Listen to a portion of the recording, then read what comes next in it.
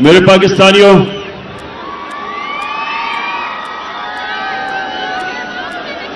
پہلے تو میں آپ سب سے معذرت چاہتا ہوں کہ آپ کو اتنی دیر انتظار کروانی پڑی۔ اس کی وجہ تھی کہ مجھے راستے سے، سڑکوں سے قافلوں کے پیغام آ رہے تھے کہ ابھی ہم سڑکوں پہ پھنسے ہوئے ہیں تو اپنی تقریر جلدی نہ کرنا۔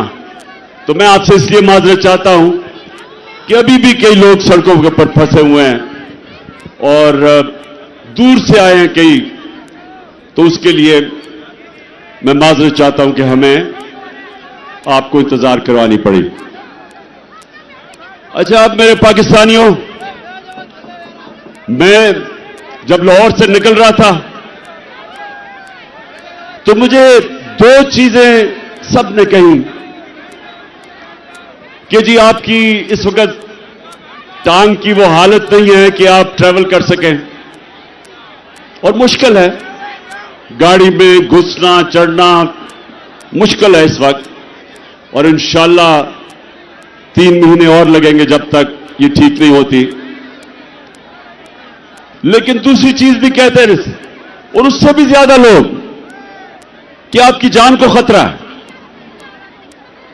اور وہ لوگ، وہ 3 لوگ، وہ 3 مجرم جنہوں نے مجھے یہ پوری سازش کر کے قتل کرنے کی کوشش کی، وہ ابھی بھی بڑے بڑے عہدوں پہ بیٹھے ہوئے ہیں۔ تو مجھے کہا گیا کہ وہ پھر سے واردات کریں گے، تو آپ کو گھر سے نہیں نکلنا چاہیے۔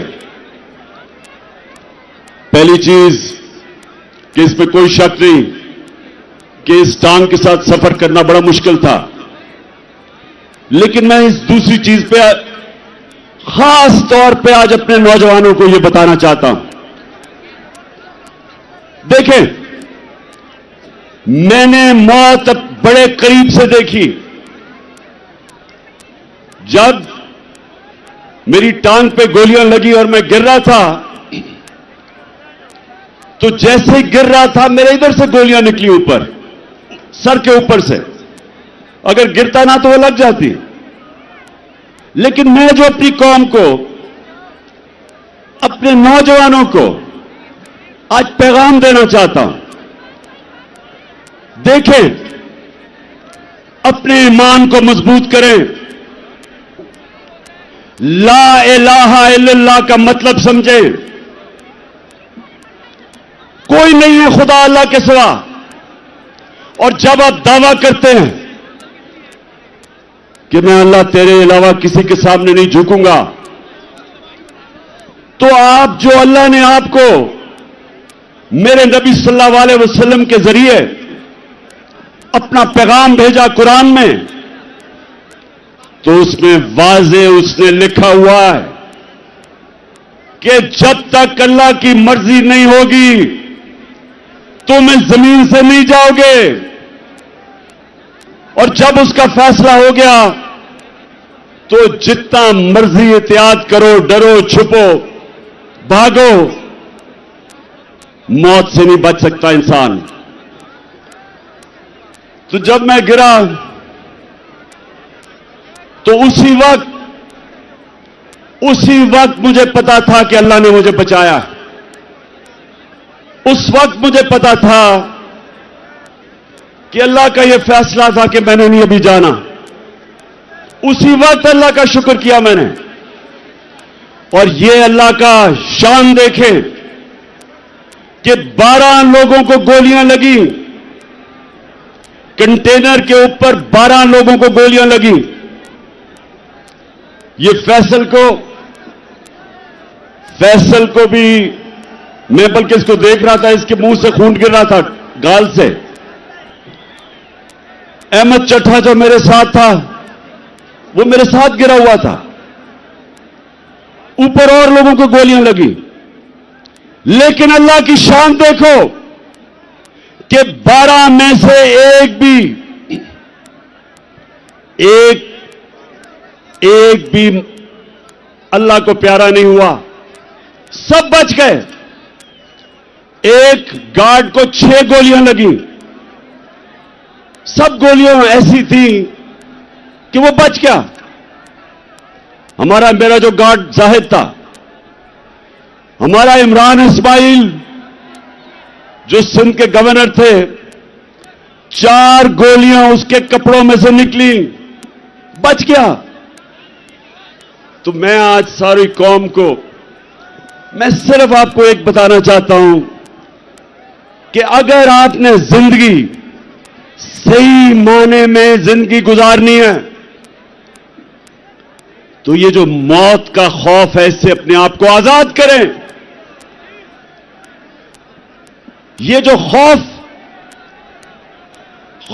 जो इंसान के ऊपर तारी होता है, बड़े इंसान को छोटा सा इंसान बना देता है। खौफ एक कौम को गुलाम बना देती है। ये जो मरने का डर है, मुसलमानों की तारीख में जो सबसे बड़ा सानिया हुआ, हजरत इमाम हुसैन का करबला में, तो कूफा के लोगों को पता था कि हजरत इमाम हुसैन राय हक पे खड़े हैं, लेकिन यजीद का खौफ था, उसके जुल्म का खौफ था, नहीं मदद करने के लिए आए। और मुसलमानों की तारीख का सबसे बड़ा ट्रेजेडी सानिया हुआ। और ये जो खौफ है, ये इंसानों को गुलाम बनाता है। जिल्लत का खौफ कि जी मुझे जलील कर देंगे। मुझे पिछले 7 महीने में, बल्कि मेरे 26 साल की सियासत में, कितनी इन्होंने कोशिश की मुझे जलील करने की, हर किस्म की किरदार कुशी की,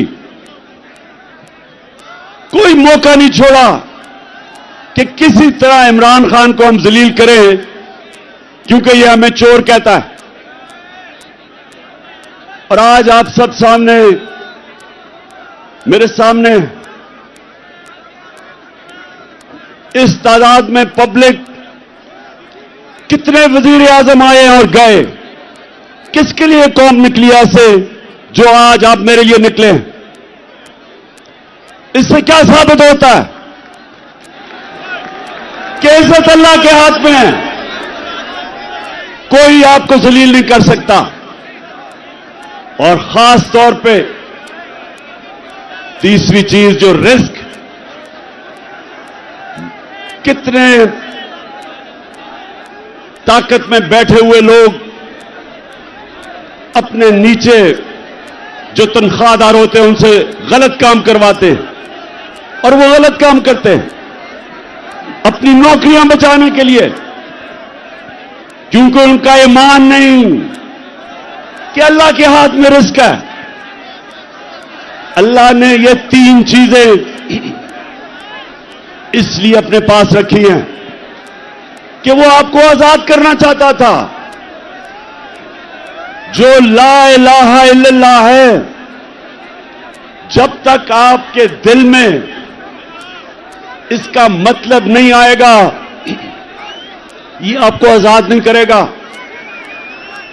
और सिर्फ आजाद इंसान बड़े काम करते हैं, आजाद मुल्क ऊपर परवाज करते हैं, गुलाम सिर्फ अच्छी गुलामी करते हैं, गुलाम की परवाज नहीं होती, सिर्फ आजाद इंसानों की परवाज होती है।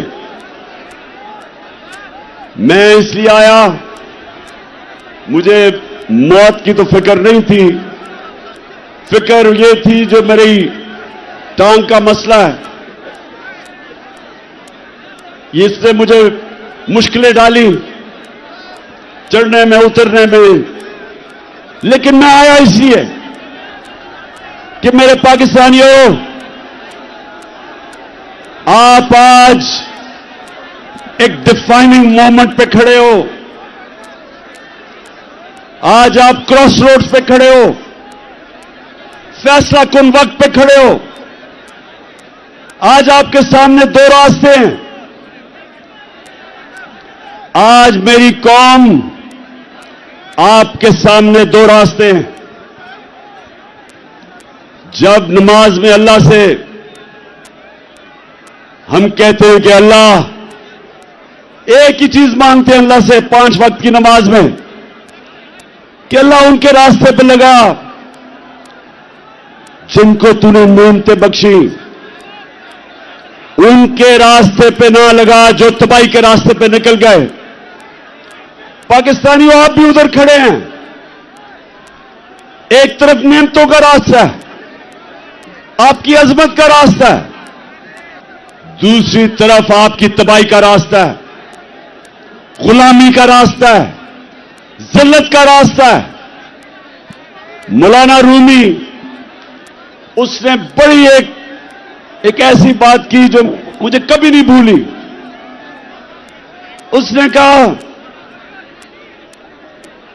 कि जब अल्लाह ने तुम्हें पर दिए उड़ने के लिए, क्यों चूंटियों की तरह जमीन पर रेंग रहे हो?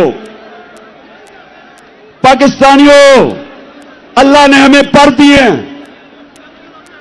हमारा मुस्तकबिल यह नहीं है कि हम चूंटियों की तरह रेंगे।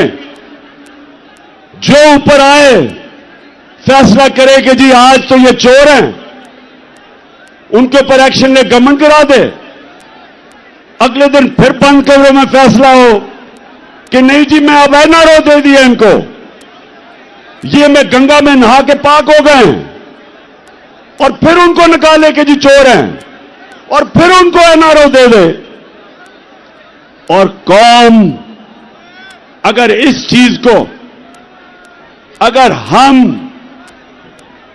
हम इन चीजों को, इस जुल्म को, इस नाइंसाफी को अगर कौम तस्लीम करती है, तो वो कौम के अंदर और भेड़ बकरियों में, गाय भैंसों में कोई फर्क नहीं है। इंसान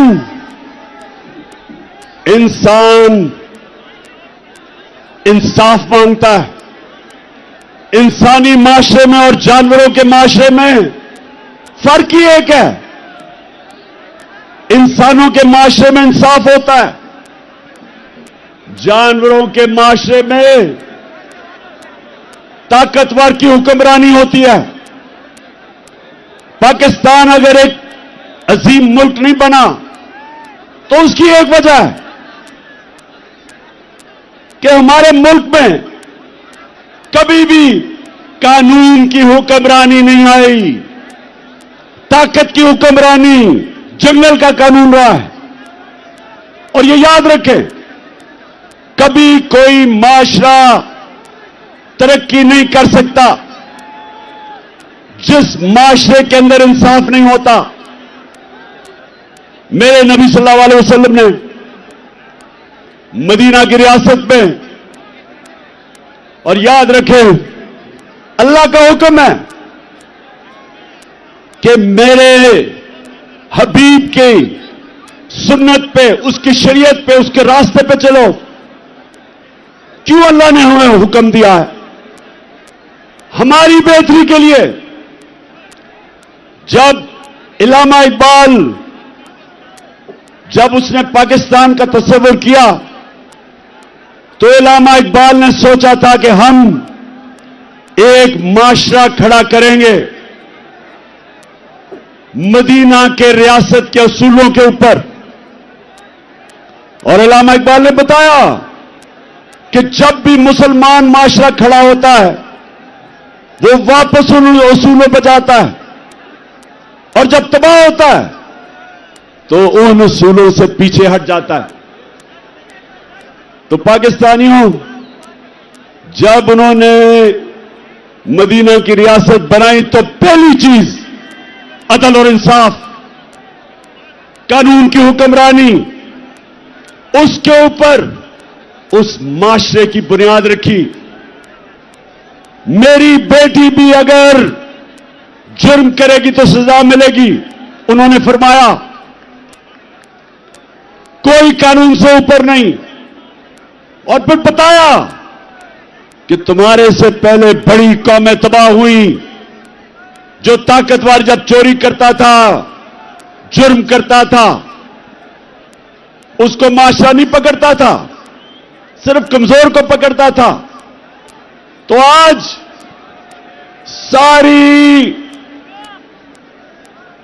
सारी दुनिया में आप चले जाएं,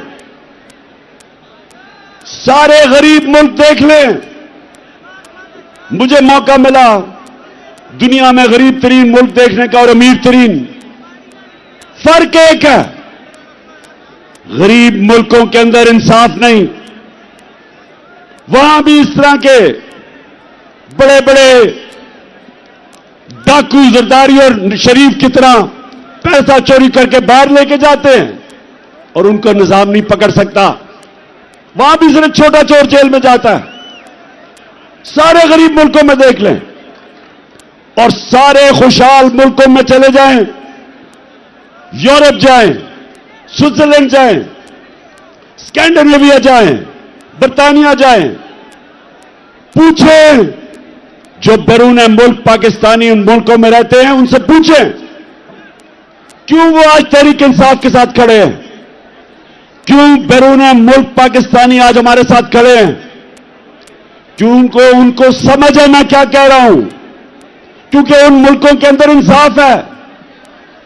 यहां से जाके वह पैसा बनाते हैं, वहां खुशहाली आती है, अपने बच्चों को अच्छे स्कूलों में पढ़ाते हैं। क्यों? क्योंकि उनके मुल्क में इंसाफ है, मेहनत का फल मिलता है, उनके हुकूक की तहफ़्फ़ुज़ है, उनकी अदालतें इंसानों के अंदर इंसाफ करती हैं, इसलिए वहां खुशहाली है। और गरीब मुल्कों के अंदर हर गरीब मुल्क अब चले जाएं, उनके बड़े बड़े वजीर आजम, उनके सदर मुल्क से पैसा चोरी करके बाहर ले जाते हैं। हर साल 1700 अरब रुपया गरीब मुल्कों का चोरी करके, उनके ही साहिब इख्तियार चोरी करके अमीर मुल्कों में ऑफशोर अकाउंट्स में ले जाते हैं। गरीब होता जा रहा है, अमीर मुल्क अमीर होते जा रहे हैं। तो पाकिस्तान अगर आज इन हालात में है, इसकी ये वजह नहीं कि वसाइल की कमी है, इसकी वजह ये कि हमने शुरू से ही कानून की हुक्मरानी नहीं की। मार्शल लॉ आता था तो वो कानून तोड़ के आता था, ताकत की हुक्मरानी थी, वो कानून से ऊपर थे। लेकिन ये जो दो खानदान जिन्होंने 30 साल इस मुल्क पे हुकूमत की, इन्होंने भी कभी मुल्क के इदारों को मजबूत नहीं होने दिया। ये भी जब आते थे तो बजाय इदारों को मजबूत करते, कानून की हुक्मरानी लेके आते, इन्होंने भी आते साथ ही इदारों को कमजोर किया, क्योंकि करप्शन नहीं हो सकती थी जब तक इदारे कमजोर ना हो।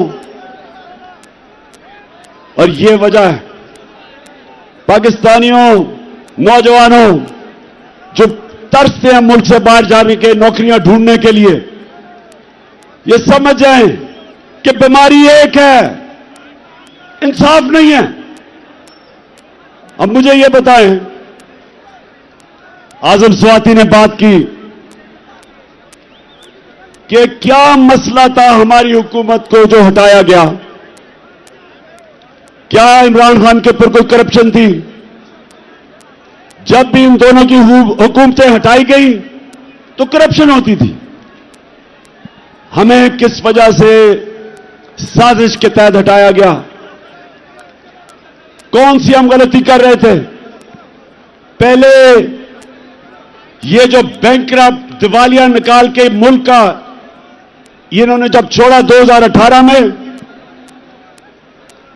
पाकिस्तान की तारीख का सबसे बड़ा बैरूनी खसारा $20 अरब, हमने मुल्क संभाला, बैरून मुल्क मैं गया, हमारे दोस्त ममालिक से पैसे लिए, शर्म आई मुझे। मैं ये भी आपको बता दूं कि मेरे 3.5 साल में सबसे ज्यादा शर्मिंदगी होती थी जब हमें जाके मुल्क के लिए पैसे मांगने पड़ते थे। शौकत खानम के लिए मैं 30 साल से पैसे इकट्ठे कर रहा हूं, नवल यूनिवर्सिटी के लिए, लेकिन मुझे शर्म नहीं आती थी क्योंकि मैं अपने लोगों से पैसे इकट्ठे कर रहा हूं अपने मुल्क की यूनिवर्सिटी या अस्पताल के लिए, लेकिन किसी और से अपने मुल्क के लिए पैसे मांगना यह मेरे लिए सबसे ज्यादा बायस शर्म थी। और इसलिए कि इन चोरों ने 4 गुना ज्यादा कर्जा चढ़ाया 10 सालों में, हम 8 से और 18 के बीच में। तो पहले हमने मुल्क संभाला, फिर कोरोना आ गया, दुनिया में तबाही मचाई उसने। एक सदी में एक इस तरह का बुरान आता है। हमने जिस तरह कोरोना को संभाला, मदद तो अल्लाह की थी, लेकिन जो हमने फैसले किए, हमने फैसला किया हम शट डाउन नहीं करेंगे। मेरे से सबने तनकीद की, ये सारी ऑपोजिशन तब जब थी, सबने कहा कि मुल्क को बंद कर दो नहीं तो फैल जाएगी। मैंने सबको कहा, एक सवाल पूछा, मैंने कहा मुझे एक जवाब दो कि वो जो छाबड़ी वाला है, वो जो रिक्शा वाला है, वो जो टैक्सी चलाता है, वो जो दिन की दिहाड़ी करता है और घर आके अपने बच्चों का पेट पालता है, वो जो कच्ची वादियों में 7-7 लोग एक कमरे में, उनको मैं क्या कहूंगा? उनका जब बंद कर दूंगा तो उनको वो खाना किधर से देंगे अपने बच्चों को? और यकीन करें, ये जो मेरी तनकीद कर रहे थे ऑपोजिशन वाले, कोई जवाब नहीं था। हमने लॉकडाउन ही लगाया, हमने अपनी बिजनेसेस बचाई, हमने इनको सस्ते कर्जे दिए, हमने एहसास प्रोग्राम जो दुनिया में वर्ल्ड बैंक ने कहा कि दुनिया का 4थे नंबर पर बेहतरीन प्रोग्राम था जिसने निचले तबके को बचाया, हमने अपने मुल्क को कोरोना से निकाला। फिर जो भी आजम बता रहा था, हमने रिकॉर्ड एक्सपोर्ट्स की।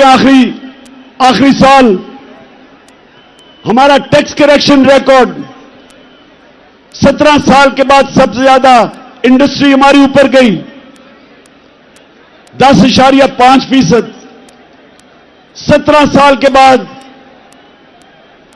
हमारी ग्रोथ रेट 6%, तीसरे साल 5.7।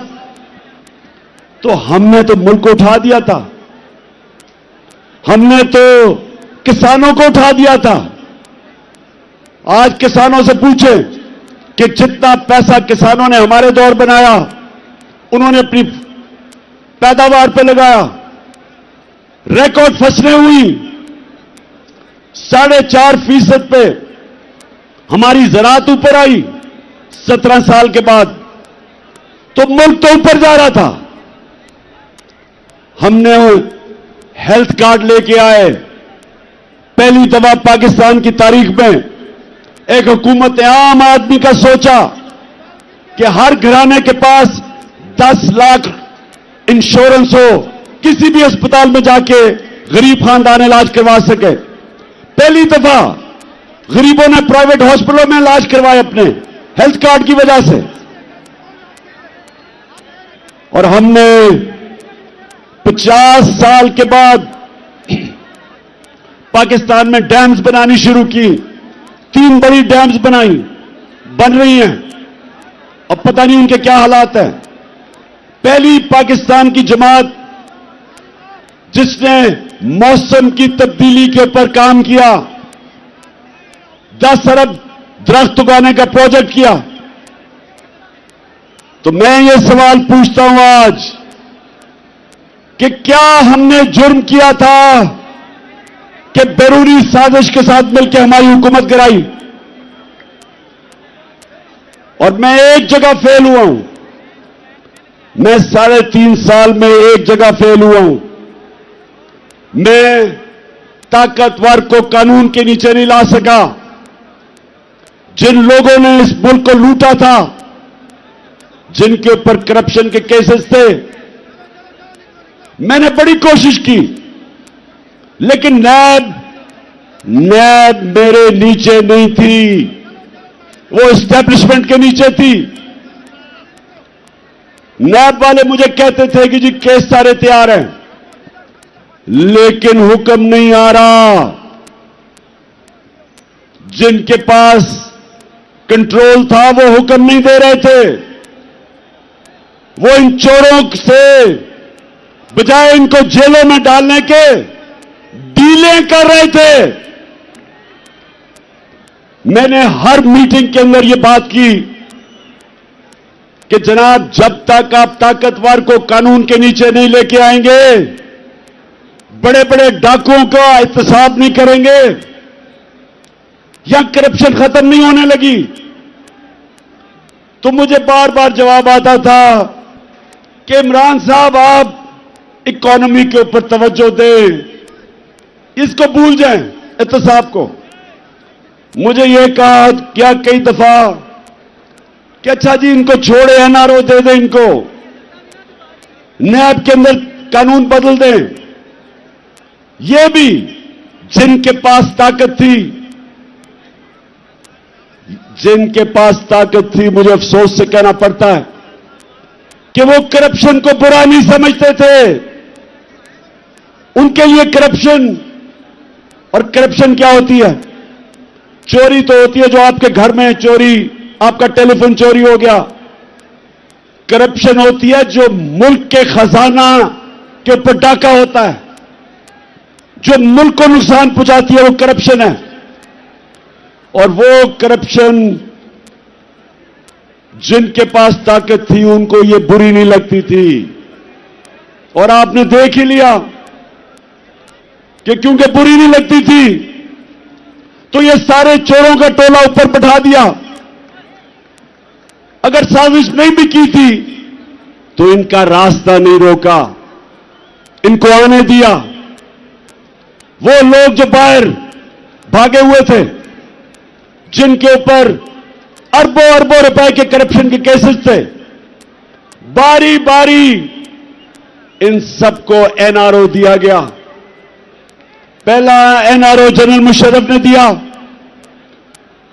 4 گنا ہمارا قرضہ بڑھا اس این آر او کی وجہ سے. یہ واپس آئے, دونوں ہاتھوں سے انہوں نے ملک لوٹا. اور پھر اب کہ ایک حکومت جو چل رہی تھی اس کو گرایا. اور انہوں نے کیا کیا؟ اچھا پہلے تو میں ایک چیز واضح کر دوں کہ بار بار ہم سنتے ہیں کہ جی یہ سائفر ایک ڈرامہ تھا. ہم یہ سنتے ہیں کہ جی یہ تو سائفر تھی کوئی چیز نہیں, یہ کوئی ایک فیک بیانیہ بنایا گیا. میں آج جو بھی یہ سارے کہہ رہے ہیں, اور یہ سب وہ کہہ رہے ہیں جو سازش کا حصہ تھے, میں ان سے پوچھتا ہوں کہ کیا نیشنل سیکیورٹی کاؤنسل کے اندر اسد مجید کا سائفر جو ڈونلڈ لو سے اس کی گفتگو تھی, کیا نیشنل سیکیورٹی کاؤنسل میں یہ رکھی نہیں گئی؟ اور کیا اس میں یہ نہیں لکھا ہوا تھا کہ وہ ڈونلڈ لو اس کو کہہ رہا ہے, اسد مجید کو, کہ عمران خان کو اگر آپ نہیں ہٹاؤ گے تو تمہارے ملک کو مشکلات کا سامنا کرنا پڑے گا, اور اگر تم نے اس کو ہٹا دیا تو ہم سب کچھ معاف کر دیں گے. کیا یہ سائفر کے اندر نہیں تھا جو نیشنل سیکیورٹی کاؤنسل میں آیا سامنے؟ اور کیا نیشنل سیکیورٹی کاؤنسل نے یہ کہا نہیں کہ امریکہ سے प्रोटेस्ट करो, डिमार्च करो, उनको कहो कि तुम्हारे मुल्क में मुदाखलत कर रहे हो। तो जब ये सारा सच है, ये कहना कि जनाब ये कोई ड्रामा था, ये मुल्क की तौहीन है, ये इमरान खान की तौहीन नहीं है। कि क्या मजाल है किसी मुल्क का एक छोटा सा सरकारी ऑफिसर एम्बेसडर को कहे कि जनाब अपने वजीर आजम को हटा दो। कभी सुना यह होता हुआ? मैंने कभी नहीं सुना, क्योंकि किसी की जरूरत नहीं है करने की। और फिर अब मैं आपको बताऊं कि जब से ये इंपोर्टेड हुकूमत आई है, मुल्क से हुआ क्या है?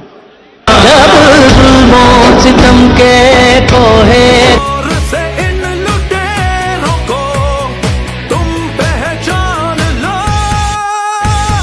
इनको कुर्सी से उतारो, तब्दीली आ गई है यारो। वतन की हालत को सुधारो, तब्दीली आ गई है यारो।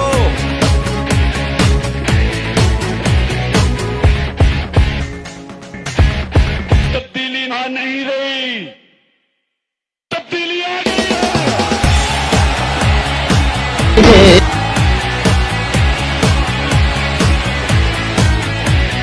अब गरीब ना रोएगा, इंसाफ ना खोएगा, भूखा ना सोएगा कभी दोबारा।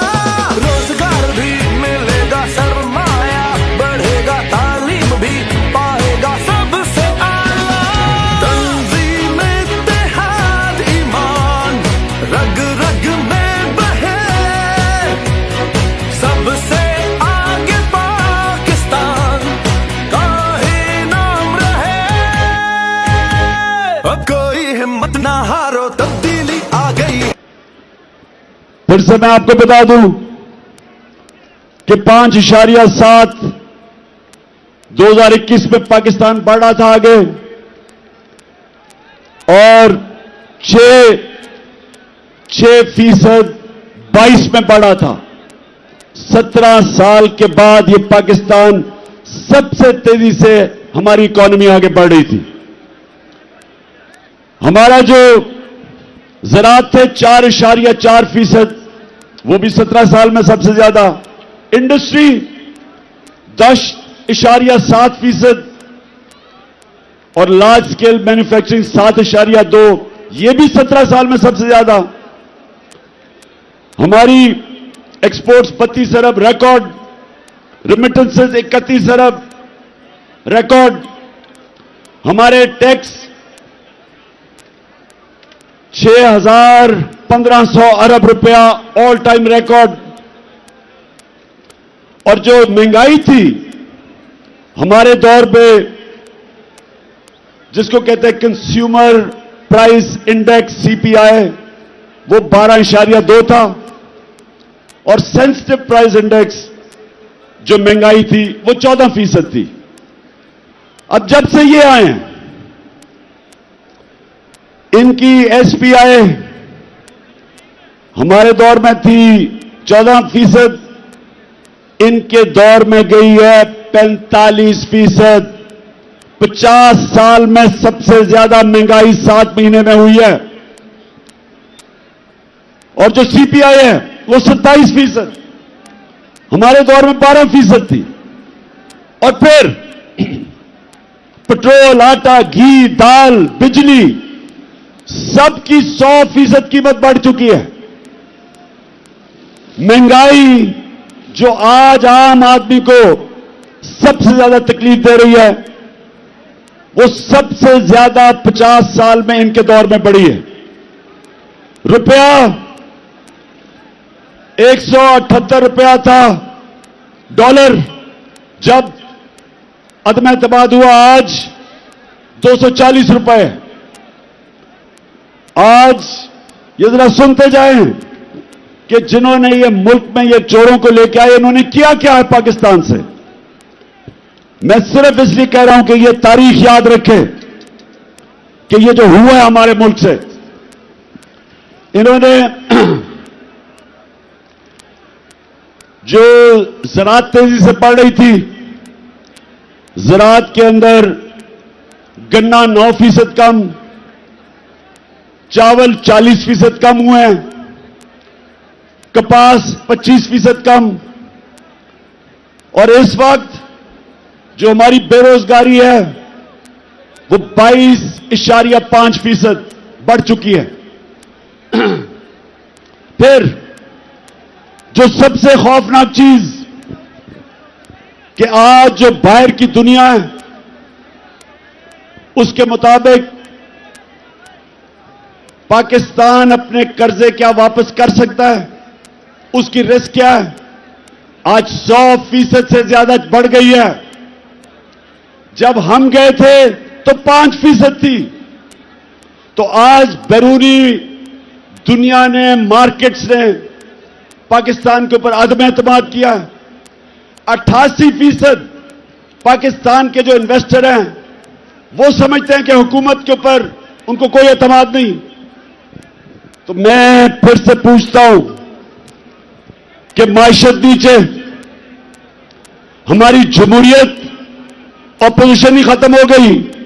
जो हमारा लोटा था वो ऑपोजिशन लीडर बन गया, वो नून के टिकट पे लड़ेगा, तो असेंबली भी खत्म।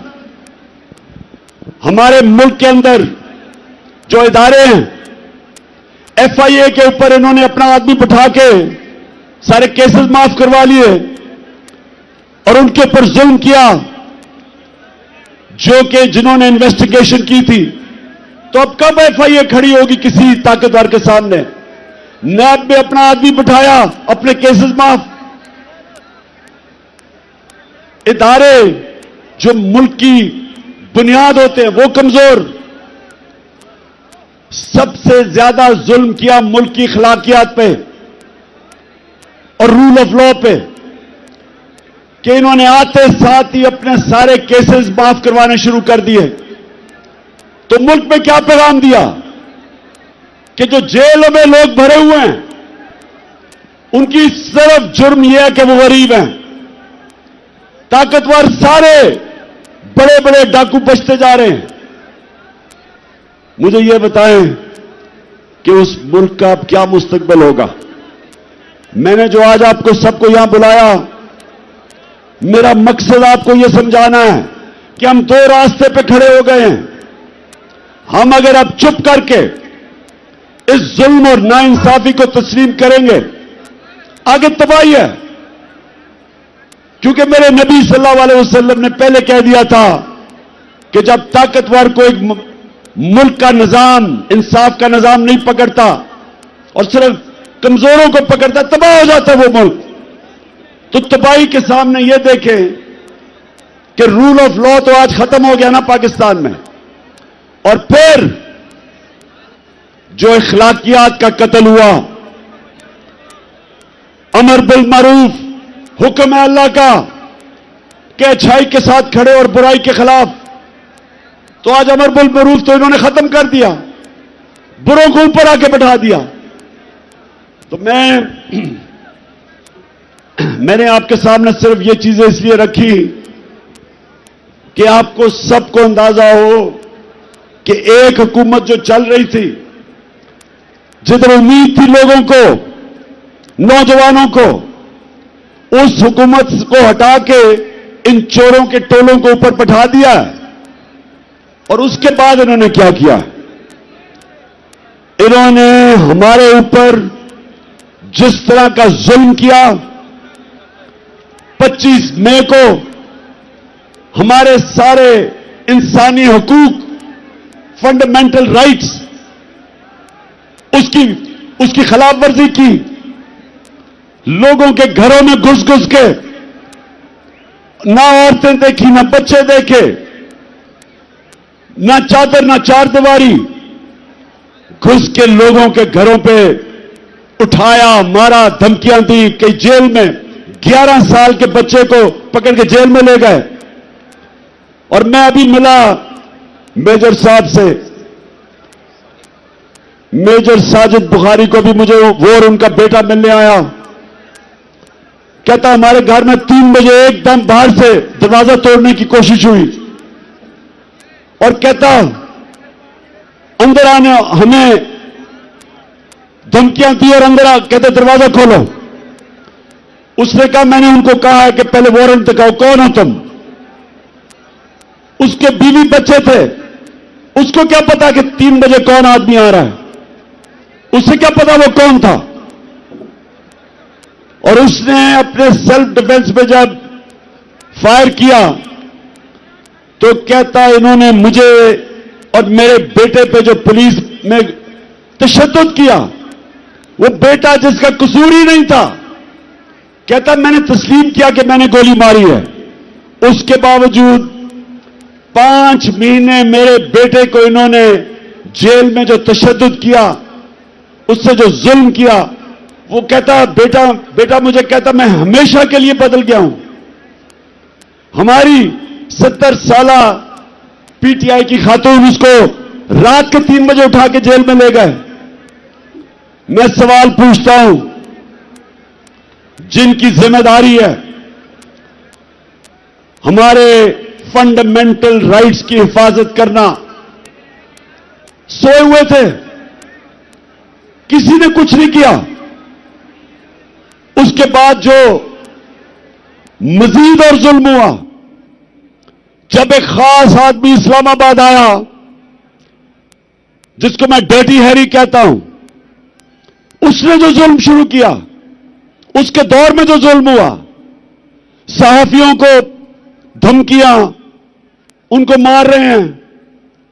ایاز امیر جیسے دانشور کو, سمیع ابراہیم, عمران ریاض, ملک سے باہر چلا گیا صابر شاکر, موہت پیرزادہ, اور پھر جو ارشد شریف سے کیا, یہ کبھی پاکستان میں ہم نے ایسا نہیں دیکھا. ظلم کیا, ڈرایا دھمکایا. قصور ان کا کیا تھا کہ وہ عمران خان کا موقف میڈیا کے اوپر لے کے آ رہے تھے. خوف پھیلایا گیا کہ اور کوئی نہ کچھ کرے, باقی لوگ ڈریں. میڈیا ہاؤسز بند کیے, ان کو دھمکیاں دی. سوشل میڈیا کے بچوں کو پکڑا, ان کو گھر سے اٹھا کے لے جاتے تھے, مار پھینٹا لگا کے گھر واپس لے آئے. ندیم گجرانوالہ سے مجھے نوجوان ملا, کہتا مجھے گھر سے اٹھا کے لے گئے, مجھے ننگا کیا, تشدد کیا, اور کہا کہ اگر تم نے آگے سے کوئی بھی عمران خان کے لیے تم نے کوئی سوشل میڈیا پہ لکھا تو تمہیں مسنگ پرسن کر دیں گے. اور پھر جو انہوں نے شہباز گل کو پکڑ کے مارا, ننگا کیا, تشدد کیا, اعظم سواتی نے خود اپنی داستان بتائی جو انہوں نے اس سے کیا. اور ارشد شریف کا کہ سب کو پتا ہے کہ ارشد شریف کیوں ملک چھوڑ کے گیا تھا, کون دھمکیاں دے رہا تھا, اور پھر اسے قتل کروایا, شہید کیا اسے. اور میں اپنی تو بات نہیں کرتا, مجھے وہ مزمل لڑکا یاد ہے جو اس شوٹر کے پیچھے گیا تھا 3 بچوں کے ساتھ, وہ وزیر آباد کے جلسے میں آیا تھا. اس کو جس طرح قتل کیا, اس کو اس شوٹر نے نہیں گولی ماری. میں اب سب کے سامنے موزم شہید, اس کو اس نے گولی نہیں ماری. اب جو تفتیش ہو رہی ہے, اس کو گولی اور طرف سے آئی, اور وہ جو اس کو گولی مار رہے تھے وہ اصل میں وہ شوٹر کے لیے تھی. 3 بندوق والے تھے وہاں, ایک وہ جس نے ہمارے پہ فائر کیے, ایک وہ جس نے سامنے سے گولیاں چلائیں جو ہمارے اوپر سے نکل گئی, اور ایک یہ جس نے اس کو قتل کرنا تھا, جس طرح لیاقت علی خان کو جس نے قتل کیا تھا اس کو وہی مارا گیا تاکہ وہ بولے نا. تو راستے میں بیچارہ موزم آ گیا. اور میں آج ابھی آپ کے سامنے یہ 2 ویڈیوز چلانا چاہتا ہوں. मैं चाहता हूं ये जरा गौर से देखें, क्योंकि मुझे पता था, मैं अब जो अपनी बात कर रहा हूं, मुझे पता था ये 3 लोगों ने प्रोग्राम बनाया मुझे मारने का। मुझे पता था, मुझे अंदर से खबरें आई, एजेंसीज के अंदर से, कि पहले ये प्रोपेगेंडा करेंगे कि इमरान ने तौहीन मजहब की, और उसके बाद ये कहेंगे जी दीनी इंतहा पसंद ने इसे कत्ल कर दिया। ये 2 आप वीडियो देखें, ये आज से 2 महीने पहले मैंने क्या कहा था, ये देखें। किया मुझे मरवाने का, वो इसके पीछे है।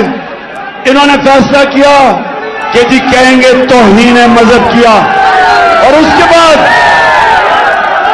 अगर मुझे किसी ने कत्ल किया तो कहेंगे जी कोई मजहबी जुनूनी ने कर दिया क्योंकि इसने तौहीन मजहब किया।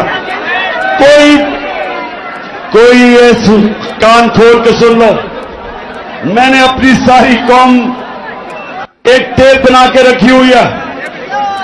जिस वक्त मुझे कुछ हुआ वो टेप आ जाएगी, रिलीज होगी, और वो 4 लोगों के नाम सारी कौम के सामने आएंगे जिन्होंने बंद कमरों में ये फैसला किया और दूसरी कोशिश कर रहे हैं।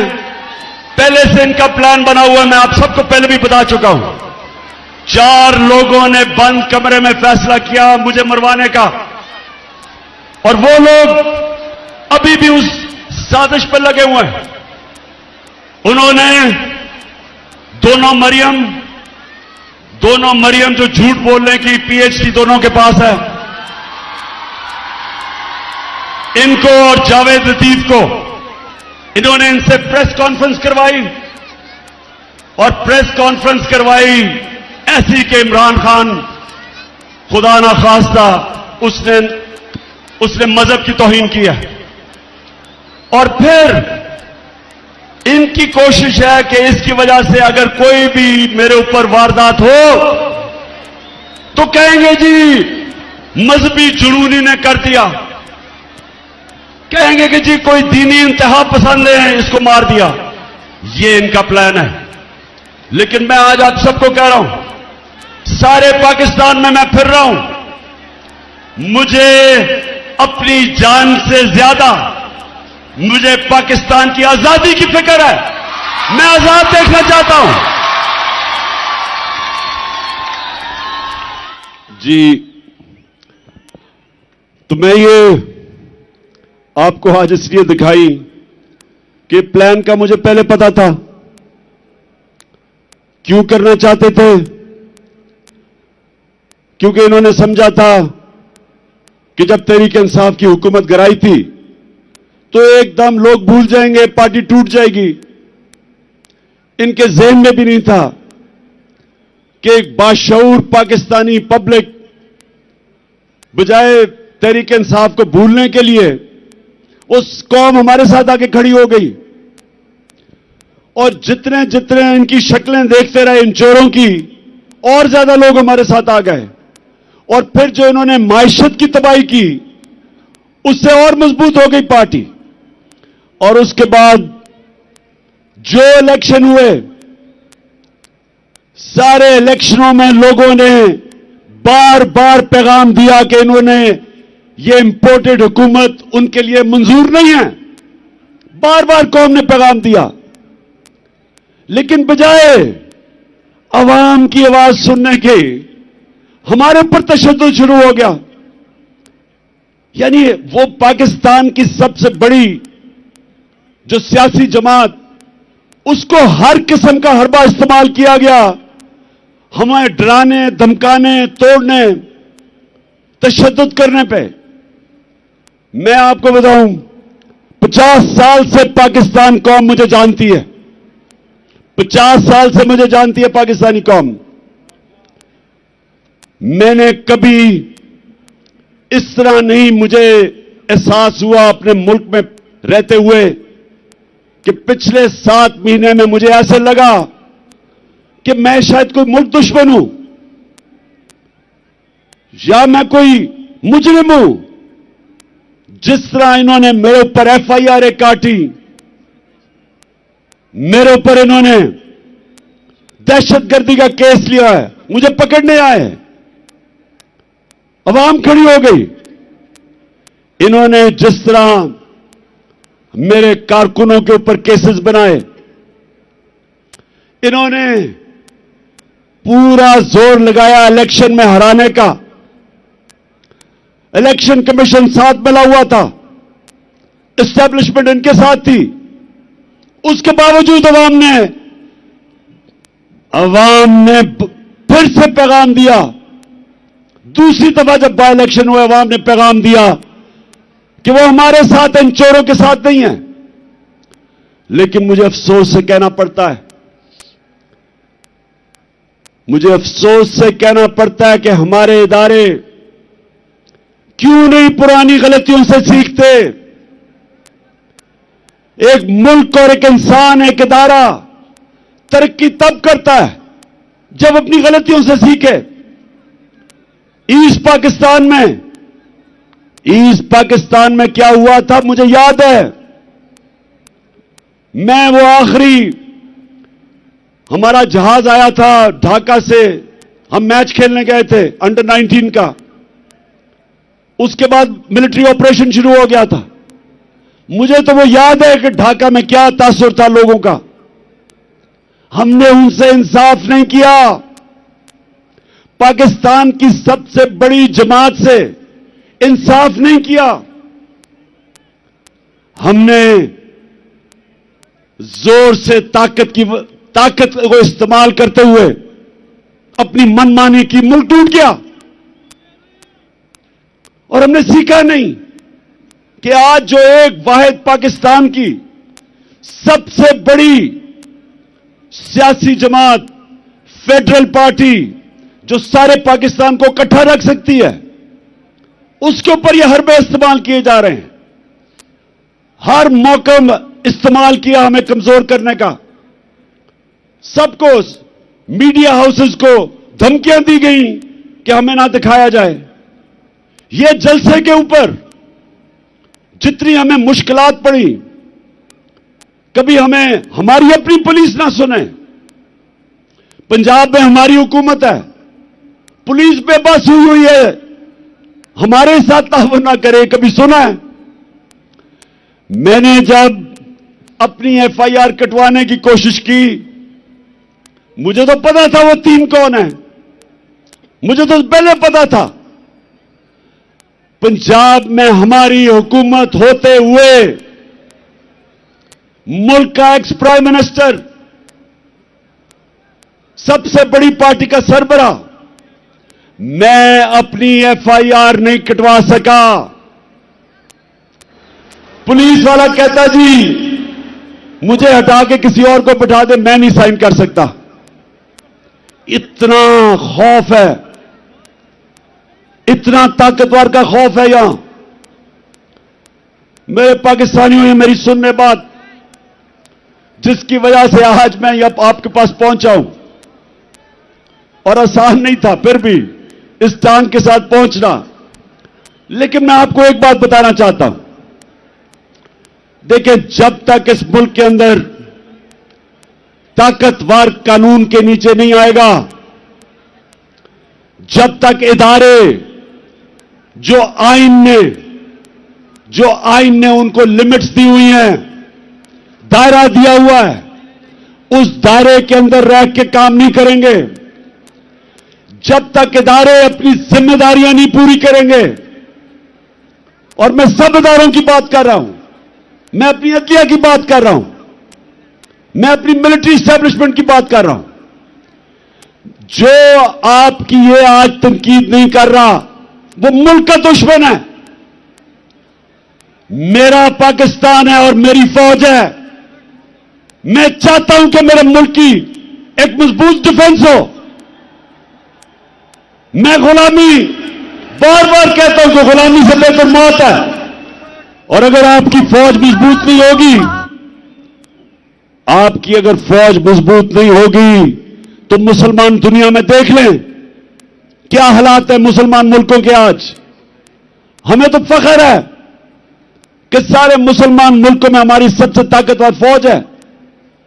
تو جب میں تنقید کرتا ہوں اپنے اداروں کی، اپنی عدلیہ کی، میں وہ پاکستانی ہوں جس کا جینا مرنا پاکستان میں ہے. میں نے وہ نہیں ہوں جو اپنے کاروبار اور حکومت کا سیزن لگانے کے لیے پاکستان آ جاتے ہیں یا پیسہ پوسا لوٹ کے پھر باہر بھاگ جاتے ہیں. سارا ٹبر باہر بیٹھا ہوا ہے، اربوں اربوں روپے کی پراپرٹیز میں بیٹھا ہوا ہے. جب ان کو مشکلیں پڑیاں باہر بھاگ جاتے ہیں. یہ غیر ملکی قبضہ گروپ ہے، یہ سیاستدان نہیں ہے. میرا جینا مرنا اس ملک میں ہے. میں وہ پاکستانی ہوں جو 20 سال باہر رہا، کرکٹ کھیلنے کی وجہ سے باہر اپنا وقت گزارا. میرا ایک دفعہ کبھی نہیں سوچا کہ میرا کوئی گھر ہے پاکستان کے علاوہ. کبھی میں نے تصور نہیں کیا تھا کہ میں کوئی اور پاسپورٹ لے لوں، کیونکہ مجھے ہمیشہ پتا تھا کہ یہ ملک ہے جدھر میں خودداری سے بڑھ سکتا ہوں. اور میں یہ چاہتا ہوں کہ یہ ملک حقیقی طور پہ آزاد ہو تاکہ اپنے یہ مقام پہ پہنچے. میں اپنے آخری خون کے تپے قطرے تک اس ملک کے لیے لڑوں گا. پہنچا پھر سے تو اڑ جا.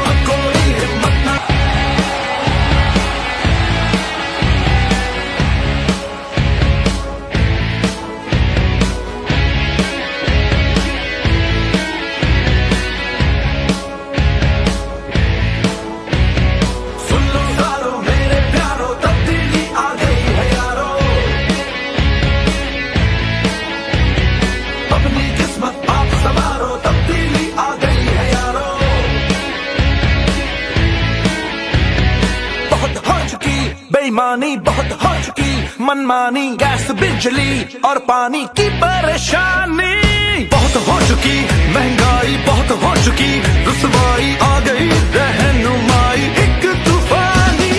اپنی ذمہ داریوں کو تم جان لو. جب مستقبل میں انشاءاللہ اس ملک کی تاریخ اس چیز کی گواہی دے گی کہ عمران خان اپنے ملک کے لیے آخری گیند تک لڑتا رہا، آخری گیند تک، آخری وقت تک اپنے ملک کے لیے کھڑا رہا تھا. اور میں یہ بھی کہنا چاہتا ہوں کہ وہ لوگ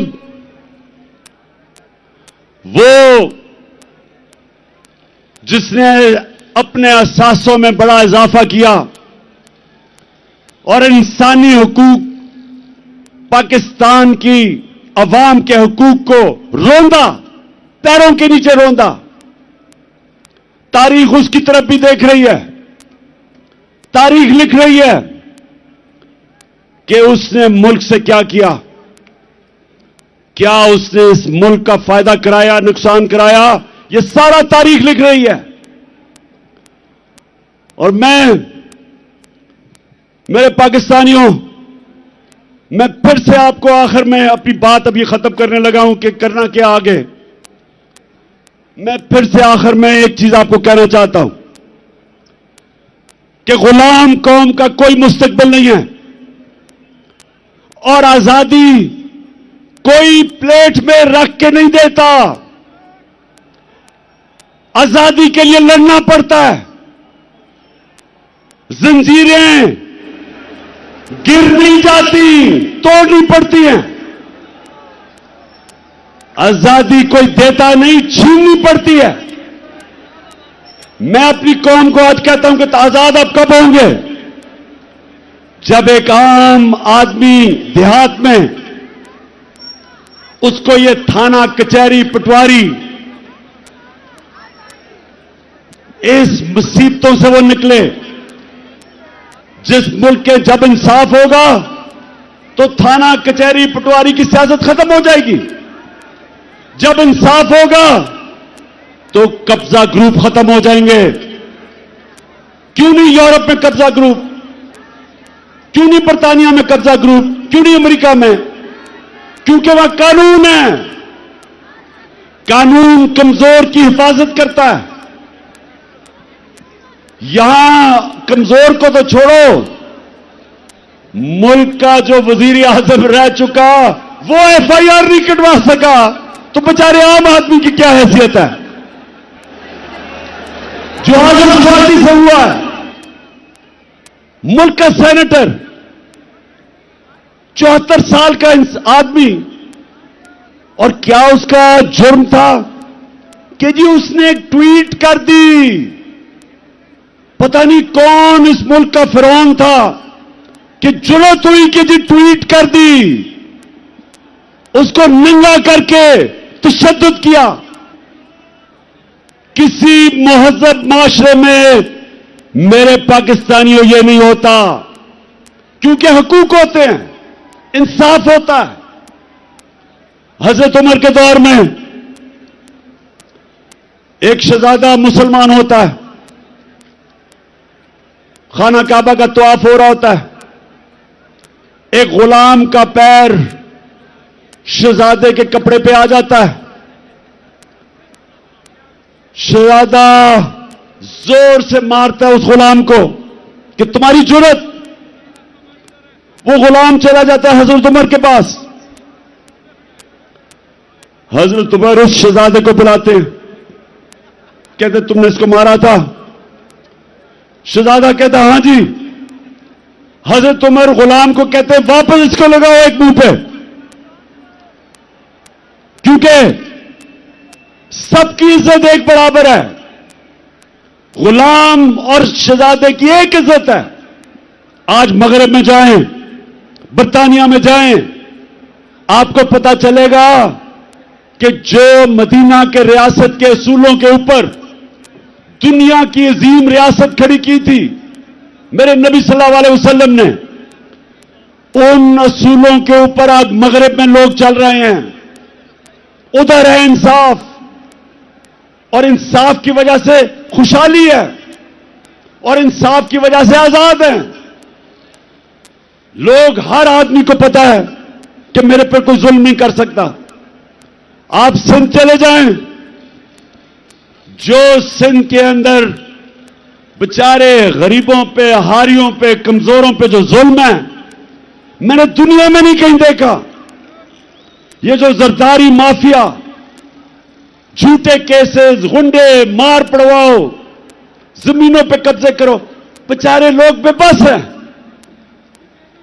और हमारे मुल्क में हर तबका जब कमजोर ताकतवर के सामने खड़ा होता है बेबस है।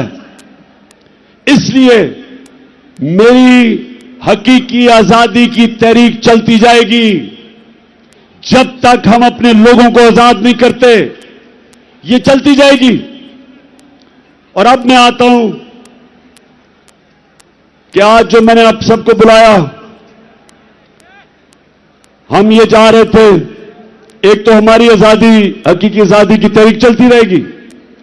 आज मैंने आप सबको यहां बुलाया था, ये जो मार्च हम करके आ रहे थे, हमने इस इंपोर्टेड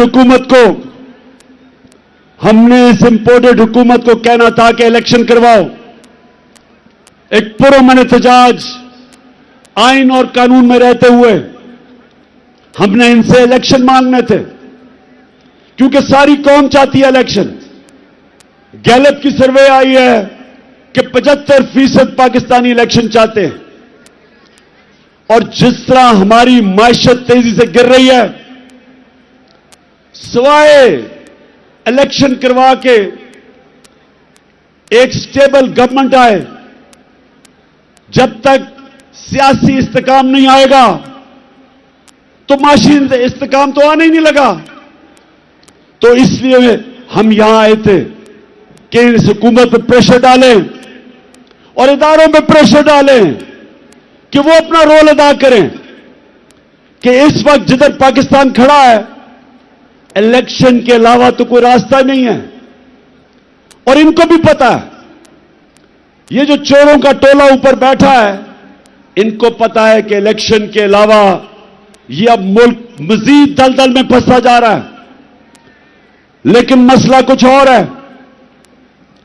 وہ جو لندن میں بیٹھا ہوا، جو وہاں سے بیٹھ کے فیصلے کرتا ہے، ایک مجرم، وہ ڈرا ہوا ہے۔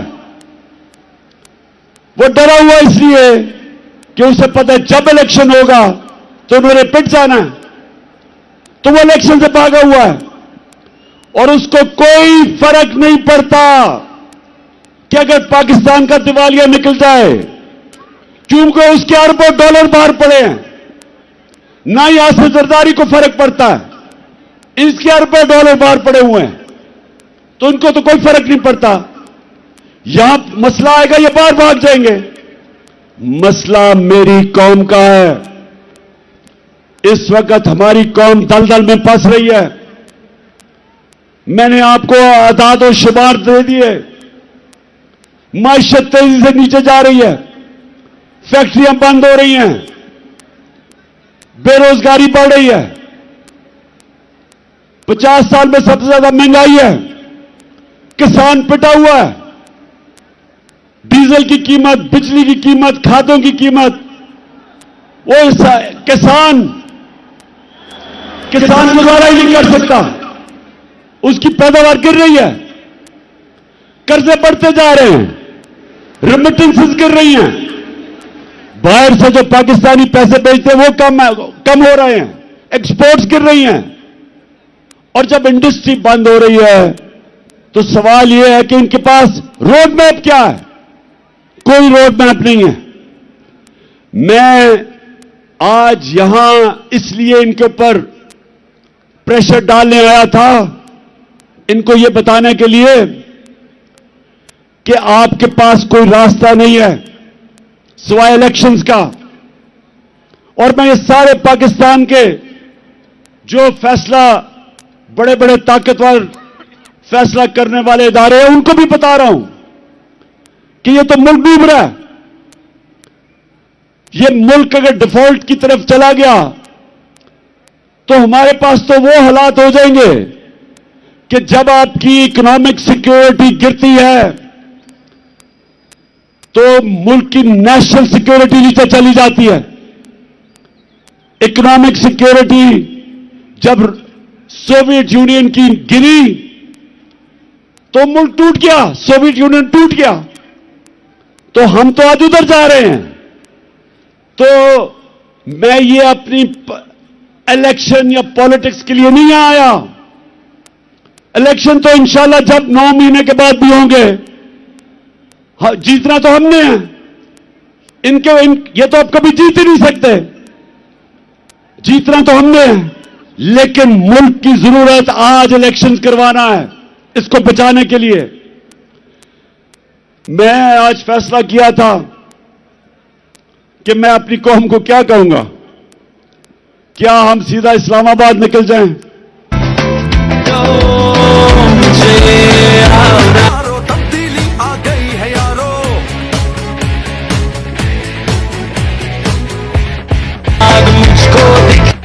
تبدیلی نہیں رہی، تبدیلی آ گئی ہے۔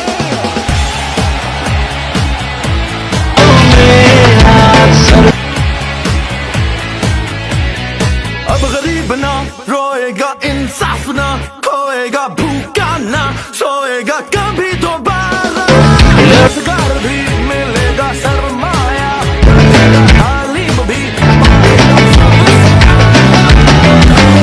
میں اتحاد ایمان رگ رگ میں بہے، لفظوں سے ڈرتا سب سے آگے بات شاہی نام رہے۔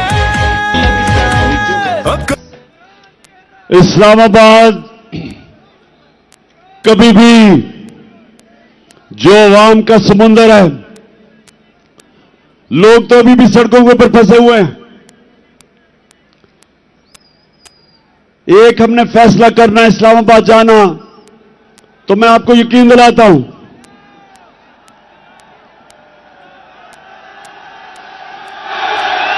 کہ ना ये बर्दाश्त कर सकते हैं। जितनी भी पुलिस आप जमा कर लें, जब लाखों लोग इस्लामाबाद में जाएंगे कोई नहीं रोक सकता उनको। लेकिन मेरे पाकिस्तानियों, मेरी जितनी भी 26 साल की सियासत है वो मैंने आइन और कानून के बीच में की है। मेरे लिए इन 7 महीने में बड़ा आसान था कि हम वो श्रीलंका वाला हालात पैदा कर देते। हमने 65 जलसे किए, कभी पाकिस्तान के जलसे में इतने लोग नहीं आए, लेकिन पब्लिक आती थी और पुरअमन तरीके से ये बताते हुए कि हम इन चोरों को कबूल नहीं करेंगे, फिर पुरअमन तरीके से वापस चली जाती थी। मेरी पूरी कोशिश रही कि मैं किसी किस्म का इंतशार अपने मुल्क में ना पैदा करूं, क्योंकि वैसे ही माशी हालात बुरे हैं। अगर यहां तोड़ फोड़ शुरू हो गई, सबके हाथ से गेम निकल जाएगी। 25 मई को जब इन्होंने हमारे ऊपर तशद्दुद किया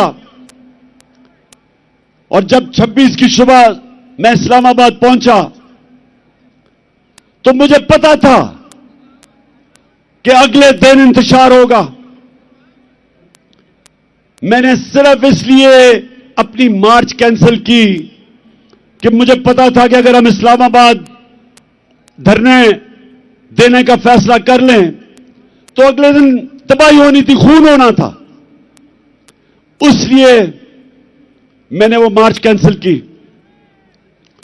आज मैं इसलिए फैसला कर रहा हूं कि वहां नहीं जाना, क्योंकि मुझे पता है तबाही मचेगी, नुकसान मेरे मुल्क को होगा।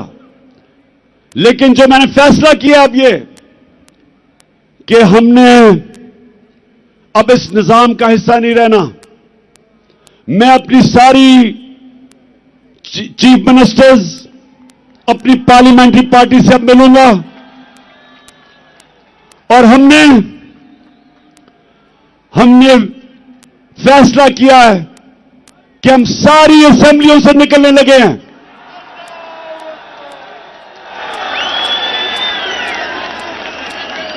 हम बजाय अपने मुल्क में तोड़फोड़ करें, हम बजाय अपने मुल्क में तबाही मचाएं, इससे बेहतर है कि हम इस करप्ट निजाम से बाहर निकलें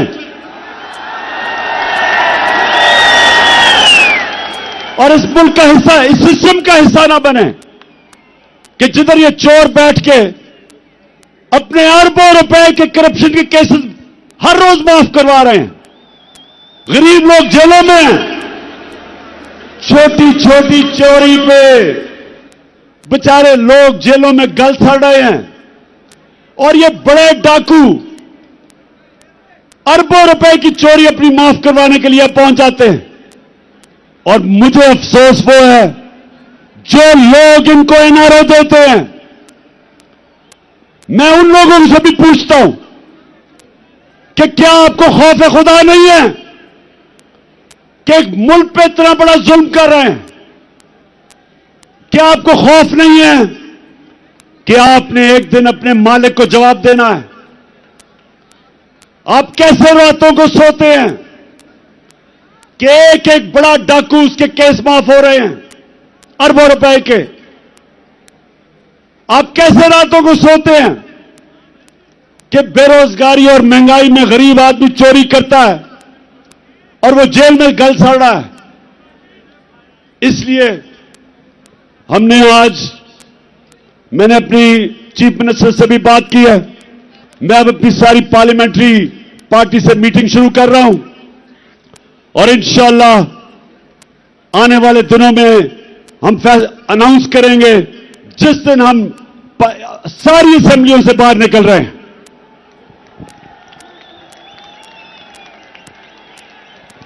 आखिर में मैं आप सबका शुक्रिया अदा करता हूं, जिस तादाद में आप यहां आए, जितनी मुश्किलों से आप आए, मैं आपका शुक्रिया अदा करता हूं। آپ نے میری حوصلہ افزائی کی، آپ کا شکریہ ادا کرتا ہوں. اور میں آخر میں کبھی نہ بھولنا، ایک آپ نے آخر میں ایک اوتھ لینی ہے، حلف لینا ہے، لیکن یہ بھولنا نہ کہ آپ ایک عظیم قوم ہے، آپ کا ایک عظیم مقدر ہے. اور انشاءاللہ یہ میں جدوجہد اس لیے کر رہا ہوں کہ میرا ایمان ہے کہ اللہ ایک دن ہمارے ملک پہ کرم کرے گا، اور وہ تب کرے گا جب یہ قوم فیصلہ کرے گی. جو قرآن میں لکھا ہوا ہے کہ میں کبھی کسی قوم کی حالت نہیں بدلتا جب تک وہ قوم خود اپنی حالت بدلنے کی کوشش نہ کرے. اور انشاءاللہ وہ میری قوم تیار ہے اپنی حالت بدلنے کے لیے. اب یہ حلف لیں. بسم اللہ الرحمن الرحیم. ہاتھ اٹھا لیں، ہاتھ اٹھا لیں. مائک دے دیں باس کو. ہاتھ اٹھا کے عمران خان صاحب کے ساتھ ہم حلف اٹھائیں گے. میں یہاں سے پڑھوں گا، آپ نے ریپیٹ کرنا ہے. بسم اللہ الرحمن الرحیم. بسم اللہ الرحمن الرحیم. ہم حلف اٹھاتے ہیں، ہم حلف اٹھاتے ہیں کہ ہم پاکستان کے آئین کی کہ ہم پاکستان کے آئین کی ہمیشہ پاسداری کریں گے. ہمیشہ پاسداری کریں گے. ہم حقیقی آزادی ہم حقیقی آزادی کے اس جہاد میں کے اس جہاد میں عمران خان کے ساتھ انشاءاللہ میرے ساتھ آخر تک جدوجہد کریں گے. جدوجہد کریں گے کہ ہم کبھی بھی اللہ کے سوا کسی کے سامنے نہیں جھکیں گے. نہیں جھکیں گے. اور ہم ہر قسم کی قربانی کے لیے تیار رہیں گے. اللہ ہم سب کا حامی و ناصر ہو. آمین. پاکستان